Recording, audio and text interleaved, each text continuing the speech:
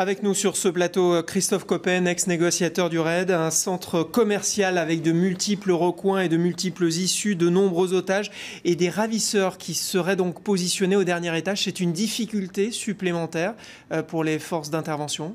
Vous savez, il y a une vieille devise dans les unités d'intervention qui dit « qui tient le haut, tient le bas ».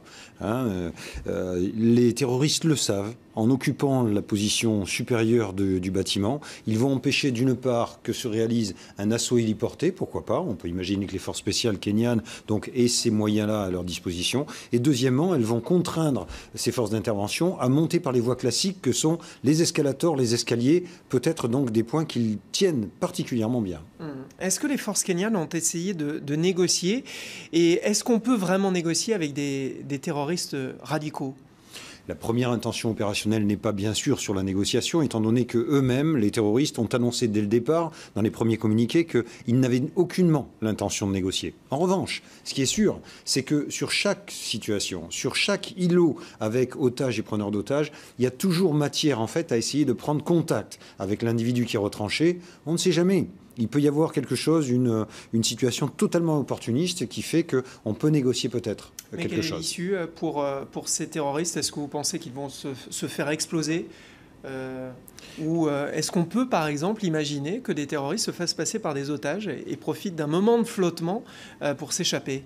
Sur la détermination, indiscutablement, ils sont là de toute façon pour faire ce que l'on appelle du suicide by cop, se faire tuer par la police, mais après avoir tué le maximum de gens autour d'eux, bien sûr.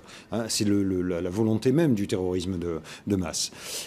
Et pour ce qui concerne le risque que certains d'entre eux soient au milieu des paquets d'otages, c'est en effet une difficulté. Les forces spéciales tiennent ce genre de suppositions très au sérieux, et normalement il y a un premier groupe de recueil en fait qui reçoit l'ensemble des otages et qui va faire le tri de qui sont ces gens-là, quelle est leur identité, etc., et qui va les fouiller, et une fois que cette identification est faite, les gens sont envoyés sur des services de soins.